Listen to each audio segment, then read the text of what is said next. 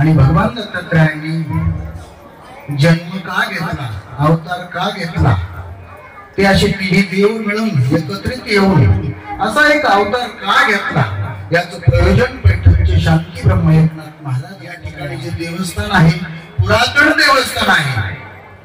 देवस्थान आणि पुरातन देवस्थान याला थोडंसं महत्व असतं, विशेष महत्व असतं. आज अनादी कालापासूनच हे देवस्थान आहे आणि विशेष करून महाराष्ट्रभर फिरल्यावर अशी मूर्ती कुठेही दिसत नाही.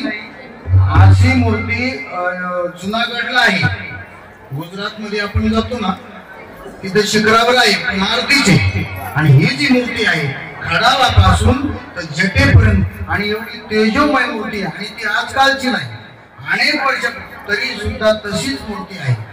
देवामध्ये सुद्धा जागृतता असती. ज्या ठिकाणी पवित्रता, ज्या ठिकाणी शुचिरभूतता, ज्या ठिकाणी पूजा पाठ नित्याने होतो जबाबदारीने, त्या ठिकाणी देव जागृत असतो.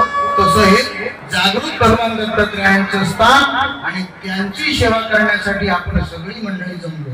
त्यामध्ये आपली महाराज मंडळी